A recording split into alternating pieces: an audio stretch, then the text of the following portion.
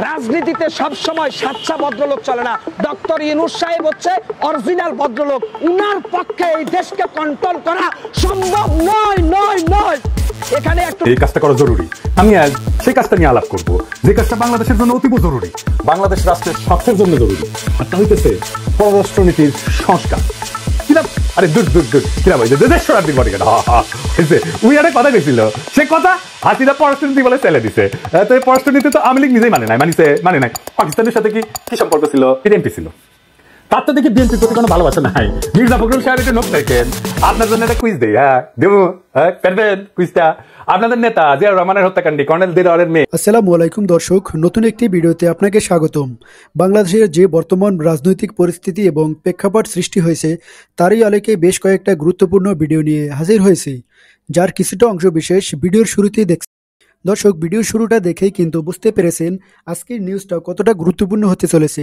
তাই বলবো, যারা ভিডিওটি দেখছেন না টেনে সম্পূর্ণ ভিডিওটি মনোযোগ সহকারে দেখতে থাকুন, তাহলে আজকের বিষয়টা বুঝতে পারবেন। দর্শক, এই বিষয়ে আর কিছুই বলবো না, চলুন দেখে আসি আজকের সেই কাঙ্ক্ষিত ভিডিওগুলো।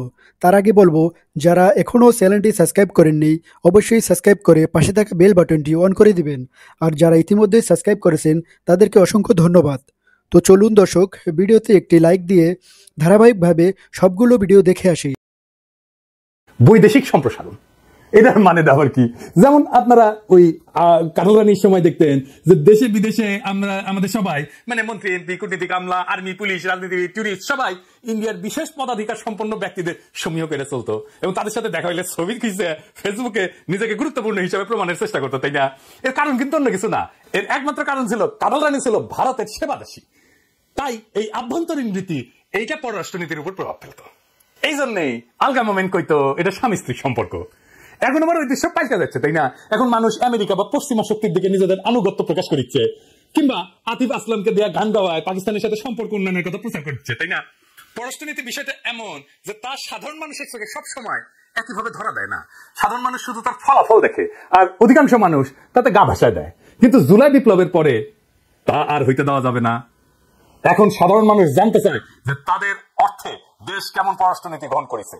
প্রবাসীরা জানতে চায় যে তাদের রেমিটেন্সের টাকা দিয়া, তাদের ভালো রাখার চিন্তা বাদ দিয়া অন্য কি কাজ করা হচ্ছে, কিভাবে হাসিনার লেসপেন্সারেরা দেশের পররাষ্ট্রনীতিকে ভারতমুখী করছিল এবং আর কেউ যেন কখনো বাংলাদেশকে তাবেদার রাষ্ট্রে পরিণত করতে না পারে।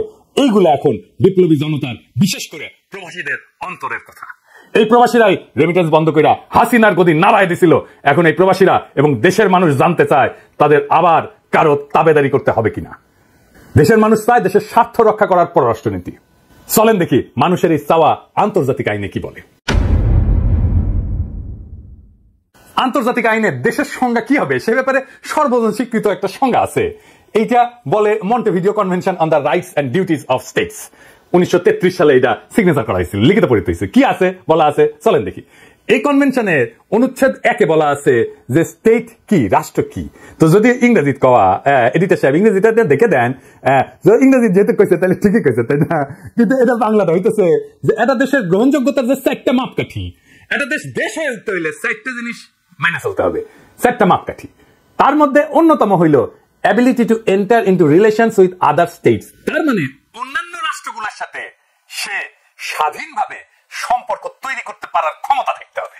তার মানে একটা দেশের কূটনৈতিক সম্পর্কই হইতেছে দেশ হয়ে ওঠার একটা বৈশিষ্ট্য, যেটা কূটনৈতিক দক্ষতার উপর নির্ভরশীল। এখানেই পররাষ্ট্র মন্ত্রণালয়ের গুরুত্ব। এই জন্যই উন্নত দেশগুলোতে পররাষ্ট্রমন্ত্রীকে কিন্তু তাদের ক্যাবিনেটের প্রথম বা দ্বিতীয় মন্ত্রী হিসেবে নিয়োগ দেওয়া হয়। কিছু কিছু ক্ষেত্রে তো পররাষ্ট্রমন্ত্রী সেই দেশের প্রধানমন্ত্রী অনুপস্থিতিতে ভারপ্রাপ্ত দায়িত্ব থাকেন। কিন্তু আমাদের দেশে পররাষ্ট্রমন্ত্রী হিসেবে হাসিনা যাদের নিয়োগ দিচ্ছেন বা এর আগে যাদেরকে নিয়োগ দেওয়া হয়েছে তাদের কথা নাই কইলাম, যেমন দীপুমণি ওই সদরপ্রীতির দায় জেলে আছে, তারপরে আবুল হাসান মাহমুদ আলী ও পররাষ্ট্রমন্ত্রী থাকার সময় বাংলাদেশের রোহিঙ্গা সংকট শুরু হয়, আর অর্থমন্ত্রী থাকার সময় বাংলাদেশের অর্থমন্ত্রী জয় বাংলা হয়ে যায়। আবার এই যে আগা মোমেন্ট ওই কূটনৈতিক মন্তব্য নিয়ে তো পুরা পৃথিবীকে হাসাইছেন, তাই না? বলছেন যে কূটনীতিতে স্বামী স্ত্রীর সম্পর্কের প্রবক্তা সে। আর সর্বশেষে যে হাজা মাহমুদ এই যে গাদা গাদা গাদা গাদা সাউন্ড হাসিনা পালার পর নিজেই পালাইছে। আচ্ছা, দুর্নীতি সম্পর্কে আমরা সবাই জানি। কারণ জানি হাসিনা আঙ্কেরে তো ভোটাধিকার দিল না, বাদ দিল না, কথা কইতে দিল না, আবার একটা ভালো পররাষ্ট্রমন্ত্রীও দিল না। এত কথা বলার উদ্দেশ্য হইতেছে যে প্রফেসর ইউনূস সরকার আওয়ামী লীগের এই সমস্ত ভুল থেকে কিছু শিখছেন কিনা এটা বোঝার চেষ্টা করা আর কি। আসলে কি কোনো পরিবর্তন হয়েছে? হয়নি। এবং আমাদের ভারতের সাথে যে সম্পর্ক, ইন্ডিয়ার সাথে যে টেনশন ইত্যাদি, এই সমস্ত কিছু তো কূটনৈতিক ফেলিওর। তা আসেন দেখি প্রফেসর ইউনূস কেঙ্গা করে আমাদের এই পররাষ্ট্র মন্ত্রণালয়টাকে সাজাইছে।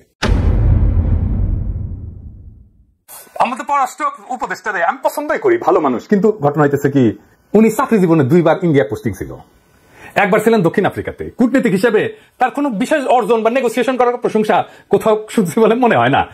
এখন উনি ভারতের সাথে সম্পর্ক উন্নয়ন নিয়ে খুবই সোচ্চার। আসেন দেখি এই নিয়ে এই যে মন্টেভিডিও কনভেনশন কি বলে। এই কনভেনশনের অনুচ্ছেদ 10 কি বলা আছে এইটা স্যার ইংরেজিতে আনা দেখেন না আছে, তো ইংরেজি যেহেতু কইছে তাহলে ঠিকই কইছে তাই না? তা আসেন না বাংলা করে কই। এটা মানে হইলো এটা দেশের মূল স্বার্থ হইলো শান্তি প্রতিষ্ঠা করা। এটার কোনো ব্যতিক্রম হইলে তো স্বীকৃত প্রক্রিয়ার মাধ্যমে সমাধান করতে হবে। এই কনভেনশনের 11 অনুচ্ছেদে আরো বলা আছে, আবার দেখান দিতে স্যার ইংরেজি কথাগুলো দেখান, ইংরেজি যেহেতু কইছে তাহলে ঠিকই কইছে।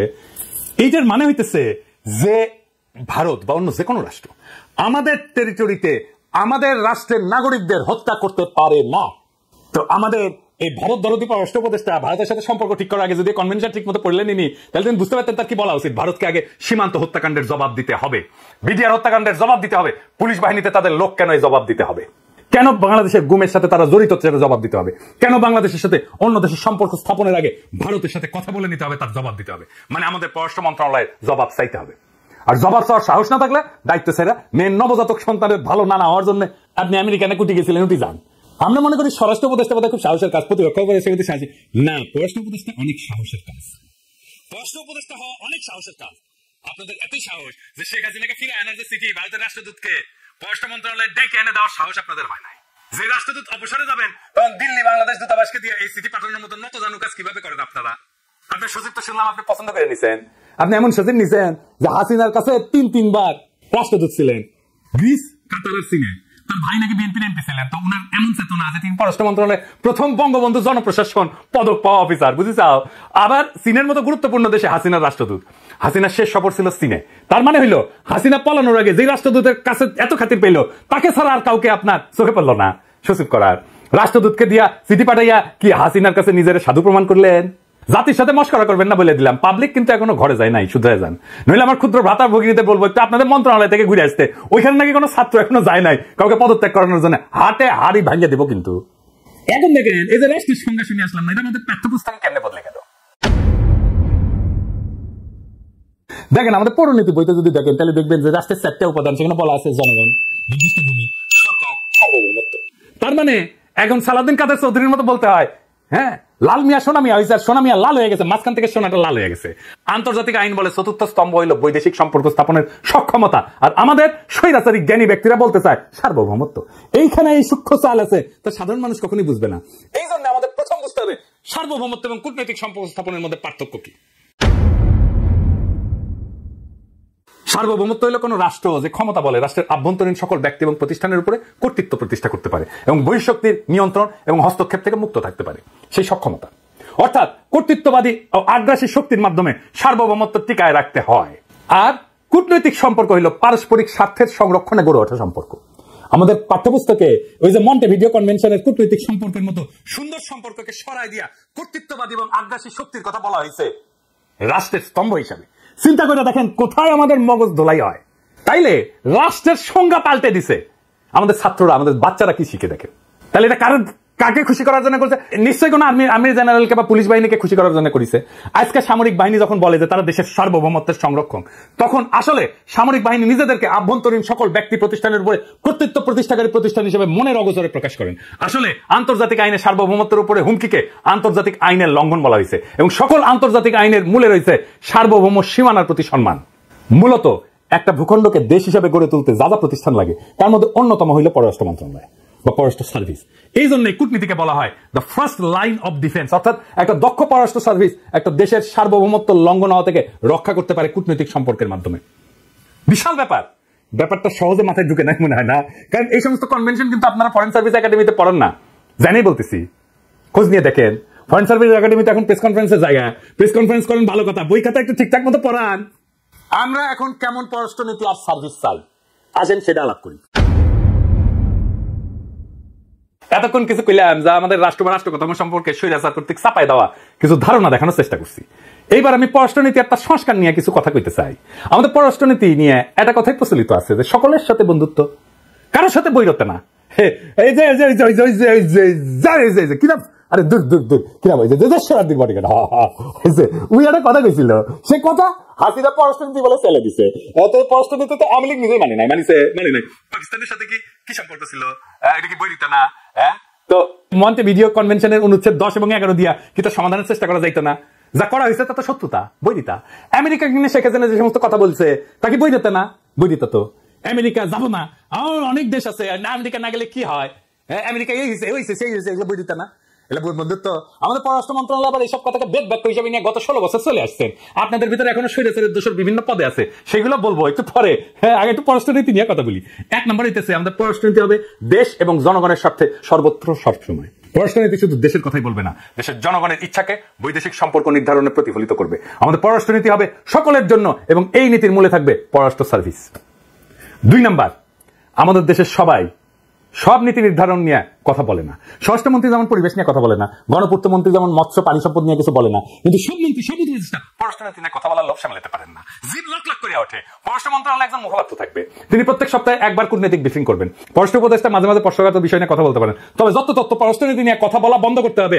আর ওই যে সুন্দরী কোটার রেজওয়ানা, ওই যে আন্ডিয়ার সাথে সম্পর্ক, ওই কথা কইলে কিন্তু আবার ধর্ম একেবারে একদম ঠাইসা ধর্ম কয়ে দিলাম। একই সাথে আপনার উপদেষ্টারা যেখানে সেখানে বিদেশি কূটনীতিকদের সাথে দেখা করা বন্ধ করতে হবে। সিম্পল হিসাব, সাদা চামড়া দেখলে মাথা ঠিক থাকে না, আমরা সাদা উঠি গেল ঠিকই কালো।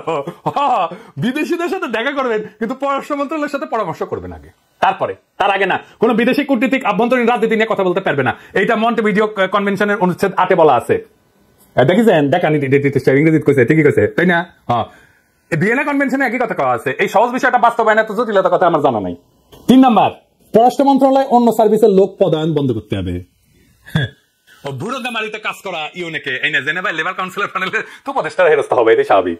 Labour wing, passport, visa wing, commerce wing, এই নামে যে সমস্ত পদ সৃষ্টি করা হয়েছে সেখানে কি আপনারা শ্রম বিভাগ, পাসপোর্ট অধিদপ্তর থেকে পদায়ন করেন না? এখানে আপনারা কাদের দেন? প্রশাসন ক্যাডার থেকে বুড়োগামারিতে কাজ করে আসা অফিসারকে পদায়ন করেন। কেন ওইসব দপ্তরের অফিসারদের পদায়ন করেন না কেন? পাসপোর্ট ভিসা উইং এ কেন পাসপোর্ট অধিদপ্তর থেকে একজন অফিসার আসবে না? লেবার উইং থেকে কেন শ্রম অধিদপ্তর থেকে একজন অফিসার আসবে না? কমার্স উইং এ কেন বাণিজ্য অধিদপ্তর থেকে একজন লোক আসবে না? কারণ কইবেন যে তা তো ক্যাডার অফিসার না, আপনাদের দূতাবাস গুলো তো অ্যাটাশে পদ আছে না, ওই পদে পাঠান। যারা জনসম্পৃক্ত কাজ করে তাদের সুযোগ করে দেন, কম পয়সায় ভালো সার্ভিস পাবেন। বুড়োগামারির ইউনো প্রথম সচিব হইয়া 3-4 বছর বিদেশ ভ্রমণ করে যখন দেশে ফেরত যাবেন তখন গিয়া তো তিনি তুলনা নম্বরের পরিচালক হবেন। বিদেশ থেকে তার কূটনৈতিক শিক্ষা নিয়ে দেশে কোন কাজটা করতে পারবেন উনি? নাকি আপনার নাকি উপসচিব? তো উপসচিব থাকেন না, প্রথম সচিব, কাউন্সিলর, মিনিস্টার হওয়ার দরকার কি? এত লোক কেন? খালি চকচক করে বিদেশে ঘোরা হইলো না, খুব মজা। সময় করার পর আপনারা কি পরিবর্তন আনছেন? মধ্যপ্রাচ্য কিংবা মালয়েশিয়াতে প্রবাসীদের সমস্যা আরো বাড়ছে। তার সাথে দক্ষ অ্যাটাশে নিয়োগ করলে সরকারের খরচ অর্ধেকের চেয়ে বেশি কমবে। একই সাথে সেই লোক যে কাজ করতো তিনি এই কাজটা বিদেশে এসে করবেন। বিদেশ থেকে প্রবাসীদের চাহিদা সম্পর্কে ধারণা নিয়ে আবার যখন স্বপদে ফিরে আসবেন তখন তিনি আরো ভালো সেবা দিতে পারবেন, প্রবাসীদের মুখে হাসি ফুটিয়ে দিতে পারবেন, তাদের পরিবার সরকারের উপর সন্তুষ্ট হবে। আর তো এই যে এই সমস্ত উইং, লেবার, পাসপোর্ট উইং থেকে যে টাকা বেঁচে যাবে সেই টাকা দিয়ে জুলাই বিপ্লবের শহীদ পরিবারের সহায়তা করেন। টাকার জায়গা বলে দিলাম, কেন করে বাঁচাইতে হবে টাকা। 4 নম্বর, যোগ্যতার ভিত্তিতে পদায়ন এবং প্রমোশন দিতে হবে। আপনার পররাষ্ট্র মন্ত্রণালয়ে এমন অনেক অফিসার আছে যারা হার্ভার্ড, প্রিন্সটন, অক্সফোর্ড, কেমব্রিজ থেকে পড়াশোনা করছেন। এইসব বিশ্ববিদ্যালয় কিন্তু শুধু ডিগ্রি দেয় না, এরা একই সাথে এদের গ্র্যাজুয়েটদের একটা প্ল্যাটফর্ম দেয় যেখানে বিশ্বের অনেক গুরুত্বপূর্ণ প্রভাবশালী ব্যক্তিদের সাথে যোগাযোগের সুযোগ থাকে। এইসব অফিসারেরা যদি স্বৈরাচারের দোষর না হয় তবে তাদের দিয়ে আপনারা Washington, London, new York, Geneva মিশনে কাজ করান। এরা দেশের সাথে জনগণের স্বার্থ রক্ষায় কাজ করতে পারবে। আমি চ্যালেঞ্জ দিয়ে বলতে পারি, আমি অনেক আমাদের ফরেন সার্ভিসের অফিসারদেরকে দেখছি, ভেরি ব্রাইট অফিসার, আমি জানি এদের সক্ষমতা। আপনারা কি করেছেন? আপনার পররাষ্ট্র মন্ত্রণালয়কে একটা সাম্যবাদী মন্ত্রণালয় করতেছেন, খুব ভালো কথা। সাম্যবাদ কি দক্ষতায়, কাজে, যোগ্যতায়? উত্তর হইল না। এই সাম্যবাদ হইল পদায়নের জায়গা। এইটা হাসিনা তৈরি করা ফরেন সার্ভিসকে খোলা করার মডেল। এই মডেল অনুযায়ী আপনি ইউরোপের ঠান্ডায় কাজ করছেন বলে আপনাকে এখন মধ্যপ্রাচ্যের গরমে কাজ করতে যেতে হবে। এটা হচ্ছে সাম্য, বুঝছো? ঠান্ডায় কাজ করতে এখন গরমে কাজ করতে যেতে হবে। আমেরিকায় কাজ করলে আফ্রিকায় যেতে হবে। আবার হাসিনার সার্টিফাইড দোষের হলে আপনি শুধু উন্নত দেশেই থাকতেন, আপনার জন্য নিয়ম আলাদা, বুঝছো? যেমন সঞ্চিতা হক নিউ ইয়র্কের পর জেনেভায় গিয়া হাসিনা বিরোধী লোকদের সাথে মাস্তানি করেছে। ওই যে শুভ্র ভাই আর আমাদের বন্ধু জামান ভাইয়ের উপরে মাস্তানি করেছে, মারতে গেছিল। আলগা মোমেনের পরিচালক ছিল এমদাদ, তিনি নাকি কখনোই আমেরিকা বা ইউরোপের বাইরে যান নাই। তো এই হলো হাসিনার সাম্যবাদী মূলা, যা হাসিনা বাস্তবায়ন করেছে।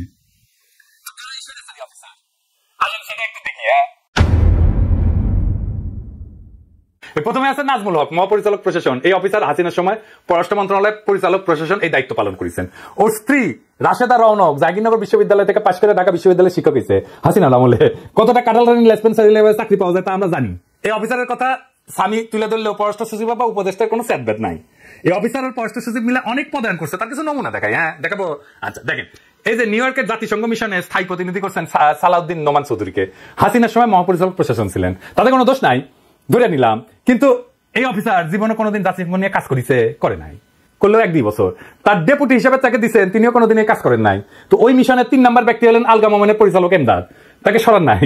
অর্থাৎ নিউ ইয়র্ক মিশনে জাতিসংঘের কাজ করার অভিজ্ঞতার সবচেয়ে সিনিয়র ব্যক্তি হলেন এমদাদ, উনি সবাইকে পরিচালনা করবেন, নিউ ইয়র্কে টিকায় রাখবেন ফ্যাসিবাদকে। বুঝছো? এনকা করে চলিচ্ছে সবকিছু। আমি বলছিলাম যে মুশফিকুল ফজল আনসারীকে নিউ ইয়র্কে দেন, আমার কথা পররাষ্ট্র সচিব উপদেষ্টা শুনেন নাই। মানুষ নিউ ইয়র্কে থাকলে তো আপনার পররাষ্ট্র সচিব উপদেষ্টা নাজমুল হকের মতো লোকদের এজেন্ডা বাস্তবায়ন করা যাবে না। নাজমুল হক নাকি মন্ত্রণালয়ে বদলি অর্ডার করে, আবার তার ওয়েবসাইটে দেয় না, কলে দেখা যায় না। মানুষের কি বোকা পাইছেন নাজমুল সাহেব? হ্যাঁ, ভালো মনে পদায়ন করলে তো প্রকাশ করতে দোষ নাই, তাই না? আমরা কোনো খবর পাই না কেন? আমরা কলে দেখিয়ে দিলা সব অর্ডার জোগাড় করে ফেসবুকে ছেড়ে দিমু, কলে এই হোয়াটসঅ্যাপে পাইতে দেন, তাই না? হ্যাঁ, দেখাই দিমু যে কি করিচ্ছেন। বুঝছাও? খুব খেয়াল। আমাদের পররাষ্ট্র সচিবের ভাই নাকি বিএনপির এমপি ছিল, তার তো দেখি বিএনপির প্রতি কোনো ভালোবাসা নাই। মির্জা ফখরুল সাহেব একটু নখ দেখেন, আপনার জন্য একটা কুইজ দেই। হ্যাঁ দেবো, হ্যাঁ করবেন কুইজটা। আপনাদের নেতা জিয়াউর রহমানের হত্যাকাণ্ডী কর্নেল দিলওয়ারের মেয়ে তালিল দিলওয়ার এখন কুই আছে, কুটি আছে জানা আছে? উত্তর হইল পররাষ্ট্র মন্ত্রণালয়ে উঠি আছে। তিনি আওয়ামী লীগের সময় সকল নিয়মের মুখে চুনকালি দিয়া ক্যানবেরাতে জামাইয়ের সাথে সরকারি টাকায় হানিমুন করতে গেছিলেন, খবর আছে আমাদের কাছে। ফিরে আসার সময় কইছিলেন যে তাকে প্রধানমন্ত্রী কার্যালয় অর্থাৎ হাসিনার কার্যালয়ের পরিচালক 9 পদে না বসালে তিনি আর আসবেন না। হ্যাঁ বুঝছাও? তিনি আসলেন পরিচালক 9 হিসাবে পদায়ন হইল, কিন্তু আইসা দেখলেন যে গদি উল্টে গেছে। তারপর তিনি নিজ দায়িত্বে আবার ক্যানবেরা চলে গেলেন। কে তাকে ক্যানবেরা যাওয়ার অনুমতি দিল? হ্যাঁ উপদেষ্টা সাহেব। তো ইচ্ছা হিসাবটা দিয়ে আমরা তো খবর টবর রাখি না, কে তাকে আবার ক্যানবেরায় বসতে দিল সেটা ব্যাপার না। ব্যাপার হলো তাকে পররাষ্ট্র মন্ত্রণালয়ে ফেরত এলে গ্লোবাল হেলথ উইং এর পরিচালক বানালেন কেন? খবর রাখে এইটা তো বুঝলেন না। যখন বানাছেন তখন তো সমস্ত কিছু ধরে টান দিছি, দেখি মা এ তো দেখি মাল একটা এটি এসে কে বসে আছে। হ্যাঁ হেলতে দিচ্ছেন হালকা জায়গা বানবি, এটি না দিলে তো কিছুই মাথা আসলো না। বুঝছাও? কেউ নিজের নিজে মারে এইভাবে ভাব করেছেন, কেউ কিছু জানে না। এই সমস্ত কাজ করেছেন নাজমুলের পিছনে নিশ্চয়ই পররাষ্ট্র সচিবের হাত আছে, নাহলে নাজমুল এইসব কাজ অনুমোদন করে কারে দিয়া। আমি বলে কথা বলি কমো, এই যে সারওয়ার আলম সরকার পররাষ্ট্র মন্ত্রণালয়ের 31 ব্যাচের অফিসার, কাজ করার কথা মন্ত্রণালয়, কিন্তু কাজ করতে গেলেন প্রধানমন্ত্রী হাসিনার সহকারী প্রেস সচিব হিসাবে। বুঝছা? হাসিনা পলাইছে কিন্তু ওর সাথে নেয় নাই, পরে তারা আবার ডেকে এনে পরিচালক পদে প্রমোশন দিয়ে রাখছে পররাষ্ট্র মন্ত্রণালয় চলছেন। কিন্তু এই মন্ত্রণালয় স্বৈরাচারের হাতে নির্যাতিত অফিসারের জন্য কি কিছু করেছে? করে নাই তো। কারণ তাদের জন্য আছে হাসিনা রেখে যাওয়া সাম্যবাদী মূলায়। তাই অবিলম্বে এই সমস্ত সাম্যবাদী পদায়ন নীতি বন্ধ করেন। আমরা দেখেছি এটা 1960-এর দশক না, এটা 2025 সাল। আমাদের দক্ষ কূটনীতিক দরকার, যোগ্য কূটনীতিক চাই। আমরা চাই আমাদের কূটনীতিকরা দেশের পক্ষে মানুষের পক্ষে থাকবেন এবং তারা থাকতে রাজি আছে। সাম্যবাদের নামে অযোগ্য লোক দিয়া হাসিনার স্বার্থ টিকায় রাখার খায়েশ মিটাই দেবো, এক করে ঢুকে দেবো, হান্তা দেবো, পিছন দিয়ে আনতে দেবো। নাজমুলের রাষ্ট্রদূত করে দেখেন, ওর ঘর নাকি সময় হয়েছে শুনলাম। যেসব স্বৈরাচারের দোষর অফিসার চেয়ারে বসেছেন না, তাদের অবিলম্বে বিভাগীয় বিচারের আওতায় আনেন, নইলে সবার মুখোশ খুলে দেবো। দায়িত্বে এসে হাসিনার লোকদের পুনর্বাসন করবেন, এটা হবে না। এবার আসেন একটা গুরুত্বপূর্ণ বিষয় নিয়ে কথা বলি। তো ইচ্ছা আপনি এটা প্রফেসর ইউনূসকে দেখাবেন, দেখাবেন। আপনি যা দেখাবেন দরকার হলে এটুকু কেটে নিয়ে যে স্যারকে দেখাবেন, কবেন পিনাকি এটা কইছে। এই যে পররাষ্ট্র সার্ভিসের যারা কাজ করে এরা যে কিরকম মানবেতর জীবনযাপন করে এটা বুঝতে পারবেন না। আসেন সেটা নিয়ে আলাপ করি। আমরা তো মনে করি যে বিদেশে মিশনে বসে কূটনীতিকরা অনেক টাকা পায়, আসলে ভুল ধারণা। যা থেকে আমাদের সবার বাইরে আসা উচিত। আসলে সত্যটা হইলো আমাদের দেশের কূটনীতিকদের বেতন দক্ষিণ এশিয়ার সবচেয়ে কম। জানেন এটা? জানেন না, কিন্তু তারা কিন্তু ভালো কাজ করে, তারা কিন্তু গ্লোবাল স্ট্যান্ডার্ডে কাজ করে, খুবই ভালো, তারা দক্ষ কূটনীতিক। পৃথিবীতে কম বেতন পাওয়া কূটনীতিকদের অন্যতম হচ্ছে বাংলাদেশ। এমনকি শ্রীলঙ্কার কূটনীতিকদের বেতন আমাদের কূটনীতিকদের বেতনের দ্বিগুণ। আমি তো অনেকদিন ধরে বিদেশে আছি, আমি নানা কূটনীতিকদের সাথে যোগাযোগ আছে। আমি যাইও বিভিন্ন দেশে যাচ্ছি, যে ওইখানে কূটনীতিকদের সাথে কথা হচ্ছে, যাচ্ছি খাতি করছে, খাওয়াচ্ছে। কিন্তু কি যে মানবেতর জীবন যাপন করেন, খুব অবাক হইলাম যেটা জেনে যে আমাদের কূটনীতিকরা 2012 সালে নির্ধারিত কাঠামো অনুযায়ী বেতন পান। খারান হাসিম না কান্দুম, 2012 সালের কাঠামো। এটা 2025 সাল। 2012 থেকে এই পর্যন্ত পৃথিবীতে 2টা মহামন্দা গেছে, কোভিড ক্রাইসিস গেছে। 2012 সালে ইউরোপে যে জিনিসের দাম ছিল 1 ইউরো, এখন সেটা 3 ইউরো। অন্যদিকে অর্থ মন্ত্রণালয়ে অনবদ্য আর্থিক ব্যবস্থাপনায় আমাদের মুদ্রাস্ফীতি এখন চরমে। 2012 সালে যদি একজন 2000 ইউরো দিয়ে সংসার চালাইতো, তিনি এখন সংসার চালান আসলে সেই দিনের প্রেক্ষাপটে 800 থেকে 900 ইউরো দিয়া। আমাদের ফ্রান্সে এই বেতন দিয়া কিচ্ছু করা যায় না, কিচ্ছু করা যায় না, কারণ সর্বনিম্ন বেতন হলো 1300 ইউরো, সেটাও পায় না তারা। অর্থাৎ আপনি আপনার কূটনীতিকদের ঠিক মতো বেতন দেন না। মিসকিন সার্ভিস দিয়া আপনার দেশের বৈদেশিক সম্পর্ক কিভাবে ঠিক রাখবেন? আমাদের কূটনীতিকদের হতে একটাই উপায় আছে, তা হলো পাসপোর্ট আর কনসুলার সেবা থেকে দুর্নীতি করা। আবার যাবার সুকৌশলে প্রশাসন ক্যাডার দখল করে নিছে, বুঝছাও, বিভিন্ন উইং কইলা। তাই তাদের অফিসাররা মোটামুটি প্রশাসনের কাছ থেকে $50-100 নিয়ে বলে গেছেন, কারণ অপরাধ ধরা পড়লে তখন খুব সহজে অপকর্ম দূতাবাসের উপরে চালাই দেওয়া যায়। মানুষ তার জানে না কোন রসুনের কোন জায়গায়। আপনাদের প্রশাসন ক্যাডার কিন্তু আবার এই সমস্ত মুদ্রাস্ফীতির কথা বলে নিজেদের বেতন স্কেল ঠিকই বাড়াইছেন দুইবার, একবার না দুইবার। আজকে একজন প্রশাসন ক্যাডারের অফিসার ফোন দিছিল, আমারে কইতেছে, আমি কইলাম যে আপনারা যে অন্যায় করিচ্ছেন অন্যান্য ক্যাডারের সাথে, নিজেদের লজ্জা লাগে না? নিজেদের স্কেল বাড়াইছেন দুইবার, আপনি কেন কূটনৈতিকদের বেতন বাড়ান নাই ভাই? একবারও বাড়ান নাই। একবার বাড়াইতেন বুঝতাম। তাইলে হাসিনাকে নির্বাচনে জিতাই দিয়ে আবার একই ধান্দা করেছিলেন যে আবার বাড়াবেন, পারেন নাই। কিন্তু তারা বিদেশে কূটনীতিকদের বেতন আর বাড়ান নাই। মানে আবার বলতে হয় যে লাল মিয়া সোনা মিয়া হয়েছে, সোনা মিয়া লাল হয়েছে, মাঝখান থেকে সোনাটা লাল হয়ে গেছে। বিদেশে কি মুদ্রাস্ফীতি হয় না? আর কূটনীতি করা অফিসার তাদের পরিবারকে খাওয়াবেন না, দেশের জন্য কূটনীতি করবেন, তা নিয়ে আপনারা ভাবেন? চলবে কেমন করে রে ভাই? এই টাকায় তো চলে না রে ভাই, সংসার চলে না। কি জায়গায় রেখেছেন? এরকম করে থাকে এখন? এভাবে থাকা যায়? কি ভাবেন ওদের নিয়ে আপনারা? যদি মেধা না পায় না, তাদের জীবিকায় কষ্ট দিয়ে যাইতেছেন। এটা লজ্জার কথা রে ভাই, এত বেইনসাফি করেন মানুষদের সাথে।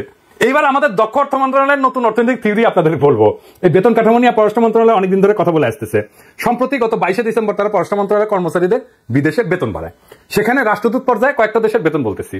তার আগে থেকে বলি, আসবেন না ভাই, প্লিজ আসবেন না। গভীর চোখ দিয়ে দেখেন, মমতা দিয়ে দরদ দিয়ে দেখেন, দেখবেন স্বৈরাচারের গন্ধ পাবেন, হাসিনার গন্ধ পাবেন। নেপালের কাঠমান্ডুতে রাষ্ট্রদূতের বেতন $2,487 থেকে বাড়ায় করা হয়েছে $3,193। ইরানের তেহরানে একই পদে বেতন $2,572 থেকে বাড়াই করা হয়েছে $3,421। ইথিওপিয়ার আদিস আবাবায় $2,573 থেকে বাড়ায় $3,422 করা হয়েছে। সুদানের খার্তুমে $2,685 থেকে বাড়ায় $3,571 করা হয়েছে। নাইজেরিয়ার আবুজাতে $2,799 থেকে বাড়ায় $3,108 করা হয়েছে। এবার দেখি ইউরোপে উন্নত দেশের চিত্র। বার্লিনে $2,827 থেকে $3,017। প্যারিসে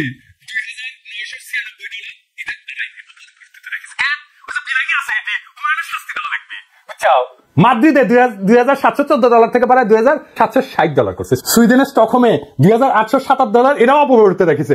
তো ওই মনে করেছে সুইডেনের বোধহয় আমার আর একটা পরিবার আছে, আমি বোধহয় বিয়ে শাদী করে আসছি, সেজন্য বাড়ায়নি, বুঝছাও। লন্ডনে $2,940 থেকে বাড়ায় $3,102 করেছে। আমি ভাই কোনো ইকোনমিস্ট না ভাই, এখন আমার পিএইচডি কমপ্লিট হয় নাই, আমি নিজের ইকোনমিস্ট কই না। তাও কস্ট অফ লিভিং ইন্ডেক্স বলে একটা কথা আছে না, যা অনেক দেশের যোগ্য ইকোনমিস্ট অনেক পড়াশোনা করে ঠিক করে।